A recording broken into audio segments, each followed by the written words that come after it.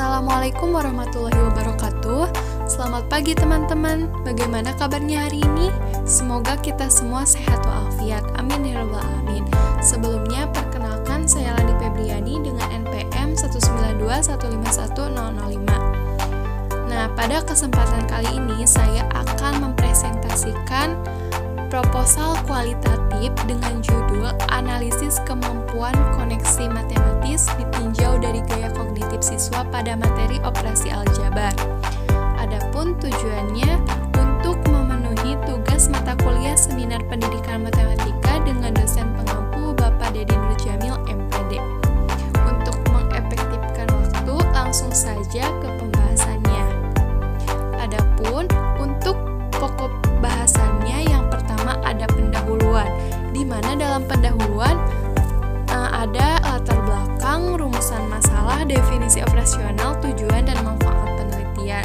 Selanjutnya ada landasan teori, yaitu ada kajian teori, penelitian yang relevan, kerangka berpikir dan fokus penelitian. Lalu selanjutnya ada prosedur penelitian, di mana dalam prosedur penelitian ada metode penelitian, sumber data penelitian, subjek penelitian, desain penelitian, teknik pengumpulan data, instrumen penelitian, teknik analisis data, waktu dan tempat penelitian. Langsung saja ke pembahasan yang pertama, yaitu bab 1 mengenai pendahuluan. Nah, di dalam pendahuluan yang pertama ada latar belakang, yaitu latar belakangnya itu matematika merupakan salah satu mata pelajaran yang memiliki peranan penting dalam pendidikan, karena hampir semua ilmu pengetahuan memerlukan matematika sebagai ilmu dasarnya, bahkan dalam kehidupan sehari-hari sekalipun kita tidak terlepas dari matematika. National Council of Teachers of Mathematics pada tahun 2000 menyebutkan bahwa terdapat 5 kemampuan dasar matematika yang merupakan standar, yaitu pemecahan masalah, penalaran dan bukti, komunikasi, koneksi, dan representasi. Mengingat terlalu banyak konsep dan prosedur matematika yang saling terpisah, koneksi matematis berperan penting dalam proses penyelesaian masalah matematika. Jadi, koneksi matematis merupakan salah satu komponen penting dari kemampuan dasar yang harus dimiliki siswa dalam belajar matematika. Koneksi matematis merupakan salah satu komponen penting dari kemampuan dasar yang harus dimiliki siswa dalam belajar matematika. Pentingnya koneksi matematis bagi siswa diantaranya adalah keterkaitan antara konsep-konsep matematika, yaitu berhubungan dengan matematika itu sendiri, dan keterkaitan antara matematika dengan mengenai pentingnya dengan ilmu lain. Nah, mengenai pentingnya kemampuan koneksi matematika, Nenta Dumalia, Siregar, dan Edi Surya pada tahun 2017 menyatakan bahwa tanpa kemampuan koneksi matematis, siswa akan mengalami kesulitan dalam belajar matematika. Hal tersebut sejalan dengan pendapatan Wahyudin pada tahun 2017 yang mengungkapkan bahwa siswa yang memiliki kemampuan koneksi matematika, pemahaman mereka terhadap matematika dapat lebih dalam dan lebih bertahan lama. Pentingnya peningkatan kemampuan koneksi matematis sesuai dengan hasil penelitian yang dilakukan oleh Menanti dan kawan-kawan pada tahun 2018. Hasil penelitian menunjukkan bahwa kemampuan koneksi matematis sangat dibutuhkan dan harus dimiliki oleh siswa untuk memecahkan masalah. Kemampuan koneksi matematis memiliki peran penting dalam meningkatkan prestasi dan pengetahuan kognitif yang dimiliki siswa.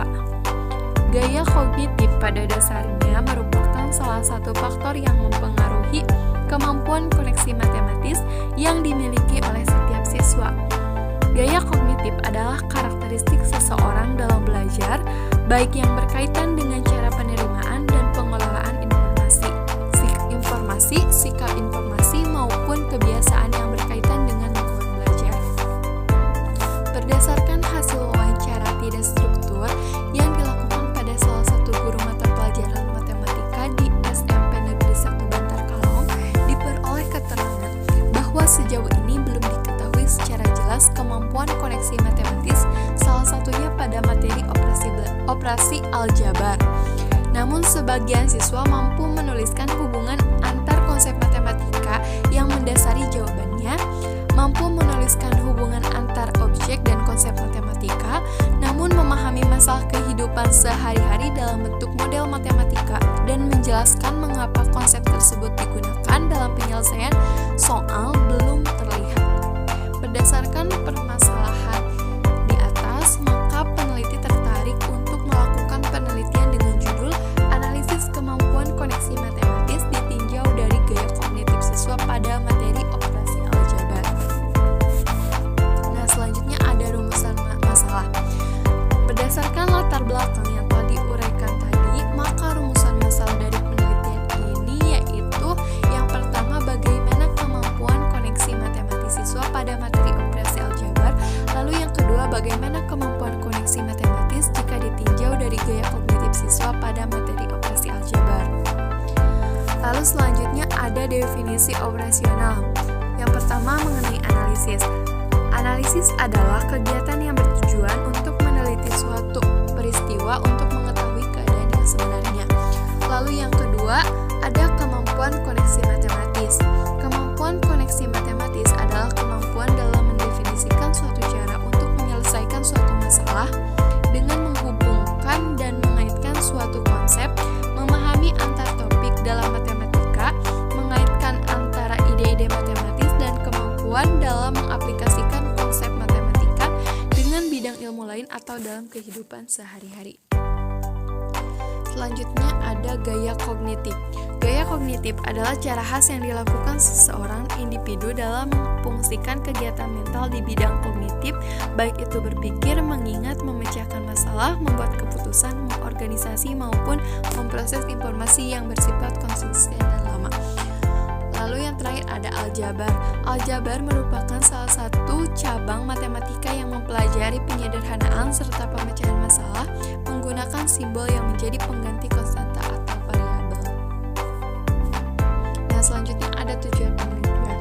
Berdasarkan rumusan masalah, maka tujuan yang akan dicapai pada penelitian ini yaitu yang pertama untuk menganalisis dan mendeskripsikan kemampuan koneksi matematis siswa pada materi operasi aljabar.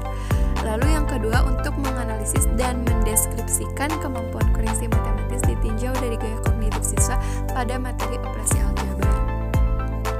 Selanjutnya ada manfaat penelitian. Yang pertama ada manfaat teoritis. Nah, secara umum hasil penelitian ini diharapkan mampu memberikan kontribusi terhadap pembelajaran matematika, khususnya pada materi operasi aljabar, terutama pemahaman guru atau peserta didik terhadap kemampuan koneksi matematis dan gaya kognitif peserta didik. Lalu yang kedua ada manfaat praktis.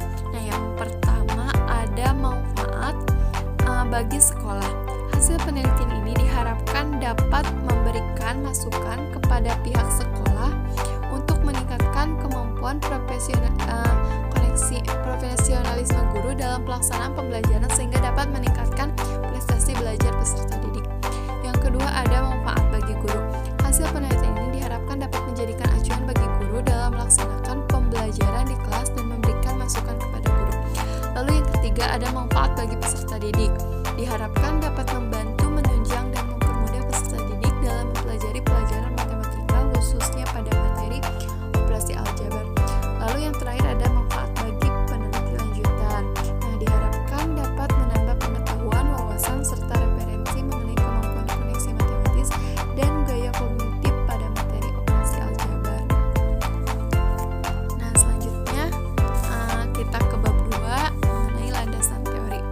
Di mana yang pertama ada kajian teori. Yang pertama ada kajian teori mengenai analisis. Nah, yang pertama ada pengertian analisis menurut Komarudin. Nah, menurut analisis menurut Komarudin yaitu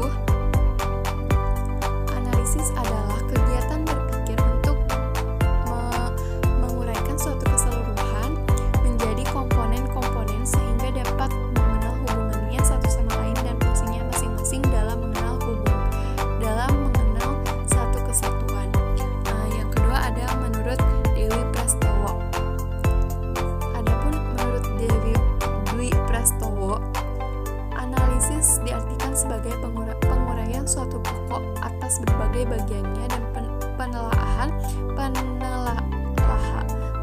penelaahan bagian itu sendiri serta hubungan antar bagian untuk memperoleh pengertian yang tepat dan pemahaman arti keseluruhan. Yang ketiga ada menurut Wiradi. Menurut Wiradi, analisis merupakan sebuah aktivitas yang memuat kegiatan memilah, mengurai, membedakan suatu untuk digolongkan dan dikelompokkan menurut kriteria tertentu lalu dicari tafsiran makna dan kaitannya. Jadi dari ketiga pengertian di atas dapat disimpulkan bahwa analisis adalah suatu kegiatan untuk menemukan temuan baru terhadap objek yang akan diteliti ataupun diamati oleh peneliti dengan menemukan bukti-bukti yang akurat pada objek tersebut. Nah, secara umum analisis dibagi menjadi dua jenis. Yang pertama ada analisis logika. Analisis logika merupakan analisis terkait perancangan dengan menjalankan pemecahan sesuatu ke beberapa bagian dapat meliputi keseluruhan atas dasar prinsip tertentu. Yang kedua ada analisis realis. Analisis realis merupakan analisis terkait perancangan dengan urutan benda yang didasarkan pada sifat perwujudan bendanya. Adapun tujuan analisis dibagi menjadi 4. Yang pertama, mengidentifikasi sejumlah data perolehan dari populasi tertentu. Nah, tujuannya agar suatu kesimpulan untuk menetapkan kebijakan dan mengambil keputusan untuk mengatasi masalah. Yang kedua, tetapkan tujuan tertentu secara spesifik. Nah, tujuannya agar data terkumpul untuk menunjukkan pemahaman yang lebih spesifik dan lebih mudah dipahami. Yang ketiga, menghubungkan sejumlah data perolehan dari lingkungan tertentu. Tujuannya untuk menarik kesimpulan dan mendapatkan pemahaman yang lebih detail dari jumlah data yang diperoleh dari berbagai sumber sehingga diperlukan analisis lebih lanjut. Lalu yang keempat, memilih langkah-langkah alternatif. Tujuannya untuk mengatasi masalah berdasarkan kondisi dan kebutuhan. Nah, lalu yang kedua ada kajian teori mengenai kemampuan koneksi matematis. Nah, yang pertama ada pengertian kemampuan koneksi matematis menurut Kusuma pada tahun 2003. Nah, kemampuan koneksi matematis adalah kemampuan seseorang dalam memperlihatkan hubungan internal dan eksternal matematika, yaitu meliputi antar topik matematika, koneksi disiplin dengan yang lain, dan koneksi dengan kehidupan sehari-hari.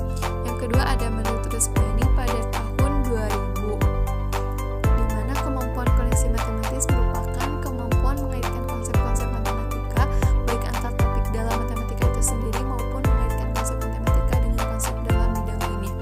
Lalu yang ketiga ada menurut Kaur dan Lam pada tahun 2019.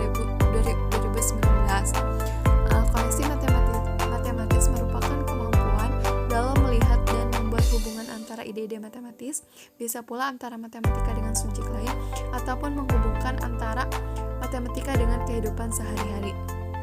Nah, menurut pendapat tersebut dapat ditarik kesimpulan bahwasannya kemampuan koneksi matematis adalah kemampuan dalam mendefinisikan suatu cara untuk menyelesaikan suatu masalah dengan menghubungkan dan mengaitkan suatu konsep, memahami antar topik dalam matematika, mengaitkan antara ide-ide matematis, dan kemampuan dalam mengaplikasikan konsep matematika dengan bidang ilmu lain atau dalam kehidupan sehari-hari. Nah, ada dua tipe umum koneksi matematik menurut NCTM pada tahun 2008. Yang pertama, modeling connection merupakan hubungan antara situasi masalah yang muncul di dalam dunia nyata atau dalam disiplin ilmu lain dengan representasi matematikanya. Lalu yang kedua, mathematical connection adalah hubungan antara dua representasinya yang ekuivalen dan antara proses penyelesaian dari masing-masing representasi. Nah, menurut NCTM pada tahun 2000, indikator untuk kemampuan koneksi matematis yang pertama, mengenal dan menggunakan keterhubungan ada antara ide-ide matematika. Lalu yang kedua, memahami bagaimana ide-ide matematika dihubungkan dan dibangun satu sama lain sehingga berkaitan secara lengkap. Lalu yang ketiga, mengenal dan menggunakan matematika dalam koneksi di luar matematika. Selanjutnya ada tujuan koneksi matematika di sekolah menurut NCTM. Yang pertama, untuk memperluas wawasan matematika. Lalu yang kedua, untuk memandang matematika sebagai suatu keseluruhan yang padu, bukan sebagai materi yang berdiri sendiri.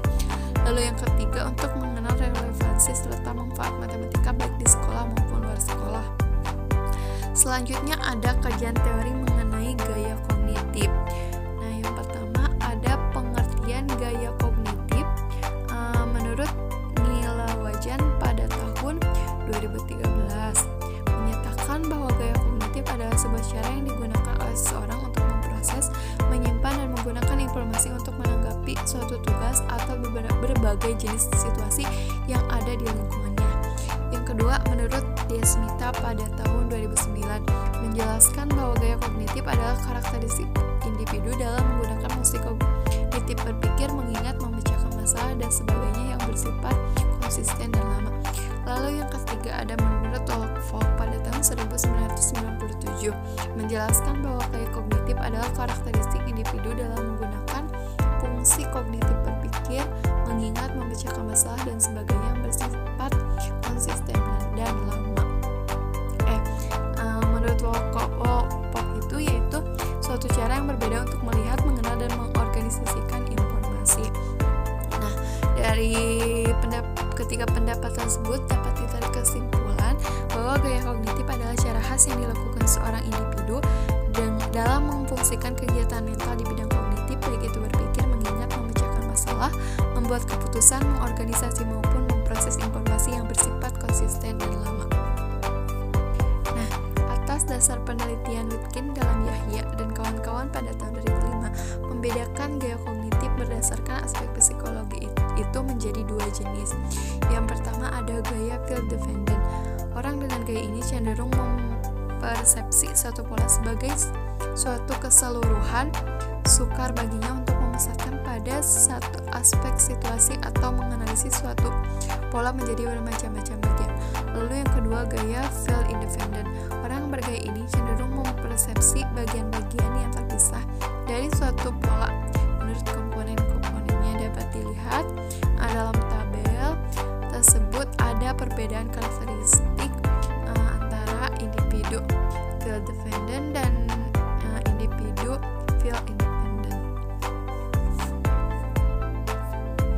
Nah, selanjutnya ada kajian teori mengenai operasi aljabar. Yang pertama ada pengertiannya. Aljabar merupakan salah satu cabang matematika yang mempelajari penyederhanaan serta pemecahan masalah menggunakan simbol yang menjadi pengganti konstanta atau variabel. Operasi hitung bentuk aljabar adalah pengerjaan hitung yang berbentuk aljabar seperti penjumlahan, pengurangan, perkalian, pembagian, dan perpangkatan. Lalu yang kedua ada bentuk aljabar. Bentuk aljabar adalah suatu bentuk matematika yang dalam penyajiannya memuat huruf-huruf untuk mewakili bilangan yang belum diketahui. Nah, adapun sifat-sifat dasar pada aritmatika yang berlaku juga pada operasi bentuk aljabar ada yang pertama ada sifat komutatif. Nah, dapat dilihat berlaku A tambah B sama dengan B tambah A, di mana untuk setiap A, B itu adalah anggota bilangan asli. Lalu yang kedua ada AB sama dengan BA. Lalu yang ketiga ada A kurangi B tidak sama dengan B kurangi A. Lalu selanjutnya di mana A per B tidak sama dengan B per A. Lalu yang kedua ada sifat distributif, mana A tambah B tambah C sama dengan A tambah B tambah C. AB dikali C sama dengan A dikali BC. A kurangi B kurangi C tidak sama dengan A kurangi B kurangi C. A per B bagi C tidak sama dengan A bagi B per A. Yang ketiga ada sifat asosiatif, di mana A B tambah C sama dengan A B ditambah AC. A tambah B kali C sama dengan AC ditambah BC. Lalu ada A kali B kurangi C sama dengan AB dikurangi AC. Lalu selanjutnya A kurangi B kali C sama dengan AC dikurangi BC. Nah, operasi bentuk aljabar yang pertama ada penjumlahan dan pengurangan bentuk aljabar. Nah, pada bentuk aljabar, operasi penjumlahan dan pengurangan hanya dapat dilakukan pada suku-suku yang sejenis. Jumlahkan atau kurangkan koefisien pada suku-suku yang sejenis. Nah, contohnya dapat dilihat. Tentukan hasil penjumlahan dan pengurangan bentuk aljabar dari negatif 4ax ditambah 7ax. Nah, untuk penyelesaiannya dapat dilihat. Nah, di mana negatif 4 sama 7-nya itu disatukan dulu. Lalu untuk ax-nya dikeluarkan. Jadi dihasilkan negatif 4 ditambah 7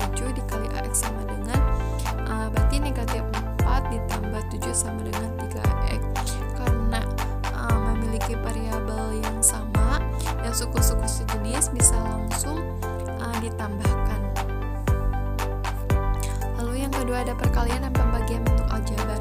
Dalam melakukan operasi perkalian dan pembagian antar bentuk aljabar, terlebih dahulu lakukan pengelompokan koefisien, kemudian mengelompokkan variabel yang sama. Tuliskan variabel dalam urutan abjad dan pangkat dalam urutan kecil ke yang besar. Untuk contohnya dapat dilihat. Lalu berikut ini sifat-sifat yang berlaku pada pembagian bentuk aljabar. Untuk A dan B bilangan bulat positif, di mana berlaku A pangkat X per A pangkat Y sama dengan A pangkat X kurang Y, dan A pangkat X dikali A pangkat Y sama dengan A pangkat X ditambah Y. Nah, yang kedua, A pangkat X dibagi 1 per A pangkat Y sama dengan A pangkat X dikali A pangkat Y sama dengan A pangkat X tambah Y. Contohnya dapat dilihat. Nah, selanjutnya ada penelitian yang relevan. Nah, untuk yang pertama, penelitian yang dilakukan oleh Maulidia Firdaus, Siti Inganah, dan Alfiani Atma Putri Rosyadi pada tahun 2018 Universitas Muhammad Malang ini berjudul Kemampuan Koneksi Matematik Siswa Sekolah Menengah Pertama Berdasarkan Gaya Kognitif. Nah, di mana untuk penelitian ini bertujuan untuk mendeskripsikan kemampuan koneksi matematik siswa sekolah menengah pertama yang ditinjau dari gaya kognitif, field dependent, field intermediate, dan field independent. Nah, adapun untuk hasilnya itu menunjukkan subjek yang memiliki gaya kognitif yang sama belum tentu memiliki kemampuan koneksi matematis yang sama juga. Itu kesimpulannya. Nah, yang kedua, skripsi Yuyun Utari Simanjuntak pada tahun 2016 dengan judul Kemampuan Koneksi Matematika Siswa kelas 7 SMP 3 Sibolga atau studi pada pokok bahasan garis singgung lingkaran, di mana studi pada pokok bahasan singgung lingkaran, di mana hasil dalam penelitian ini adalah koneksi matematika siswa masih kurang, di mana presentasi kemampuan koneksi siswa dalam mengkoneksikan antar ide dan matematika pada materi garis singgung lingkaran tergolong sedang. Kemampuan siswa dalam mengkoneksikan ide satu dengan ide lain antara topik dalam matematika pada materi garis singgung lingkaran tergolong sedang. Kemudian kemampuan siswa dalam mengaplikasikan matematika dalam kehidupan sehari-hari pada materi garis singgung lingkaran tergolong rendah. Kemudian siswa dalam membentuk kemampuan koneksi matematika adalah pengetahuan awal yang masih kurang serta tidak mengerti rumus-rumus pelajaran yang lainnya. Lalu selanjutnya ada kerangka berpikir. Berdasarkan kajian secara teoritis diketahui bahwa koneksi matematis merupakan salah satu landasan yang dapat dijadikan sebagai bekal siswa dalam menghadapi masalah, baik itu masalah dalam pelajaran matematika di sekolah maupun masalah dalam kehidupan nyata sehari-hari. Peningkatan koneksi matematis dimiliki oleh setiap siswa ini mendorong penelitian untuk melakukan analisis tentang kemampuan koneksi matematis yang dimiliki oleh siswa. Lalu selanjutnya ada fokus penelitian. Berdasarkan latar belakang masalah, penelitian ini difokuskan pada menganalisis dan mendeskripsikan kemampuan koneksi matematis ditinjau dari gaya kognitif siswa SMP dalam memecahkan masalah matematika pada materi operasi aljabar. Lalu selanjutnya kita injak ke bab 3, yaitu mengenai prosedur penelitian. Yang pertama ada metode penelitian, di mana penelitian yang dilakukan merupakan penelitian deskriptif kualitatif. Nah, menurut Moleong pada tahun 2008, penelitian kualitatif adalah penelitian yang bermaksud untuk memahami fenomena tentang apa yang dialami oleh subjek penelitian, misalnya perilaku, persepsi, motivasi, tindakan, dan lain-lain, secara holistik dan dengan cara deskripsi dalam bentuk kata-kata dan bahasa pada suatu konteks khusus yang alamiah dan dengan memanfaatkan berbagai metode alamiah. Penelitian kualitatif digunakan jika masalah belum jelas, untuk mengetahui makna yang tersembunyi, untuk memahami interaksi sosial, untuk mengembangkan teori, untuk memastikan kebenaran data, dan meneliti sejarah perkembangan. Lalu selanjutnya ada sumber penelitian, sumber data penelitian. Yang pertama, informan utama dalam penelitian ini adalah siswa kelas 7 SMP Negeri 1 Bantar Kalong. Informasi ini diperoleh dengan cara melakukan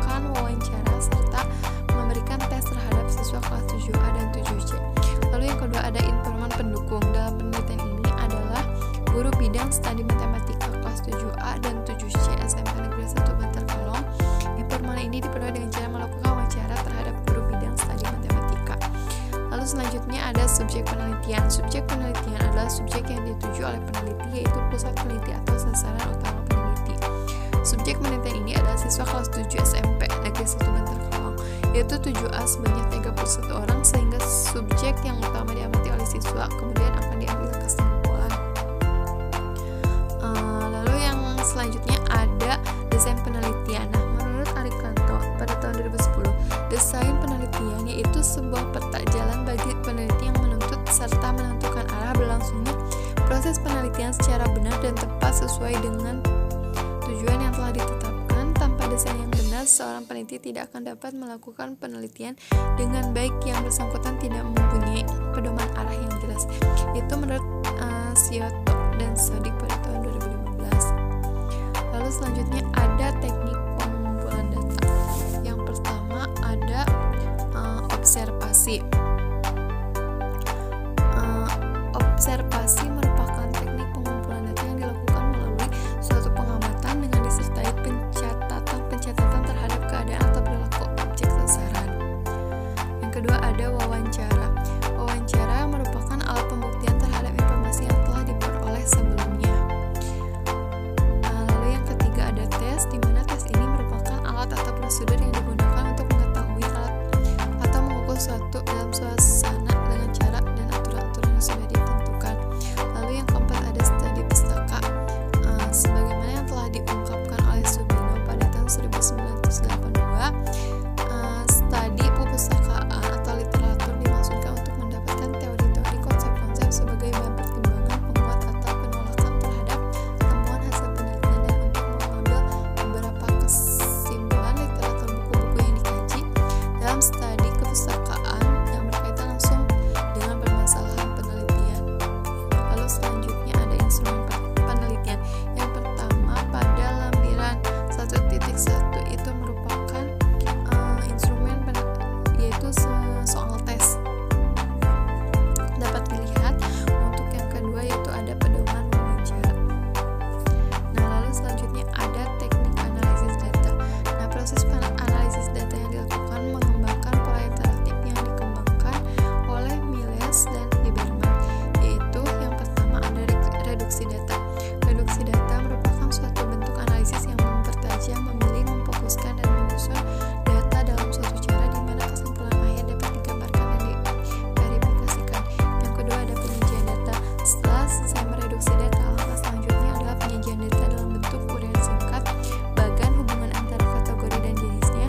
Dalam penelitian ini, data yang akan didapat berupa hasil tes pekerjaan siswa, kalimat, kata-kata yang berhubungan dengan fokus penelitian disusun secara sistematis sehingga data yang diperoleh dapat menjelaskan atau menjawab masalah yang diteliti. Lalu yang ketiga ada penarikan kesimpulan. Pada saat kegiatan analisis data yang berlangsung secara terus-menerus selesai dikerjakan, baik yang berlangsung di lapangan maupun setelah selesai di lapangan, langkah selanjutnya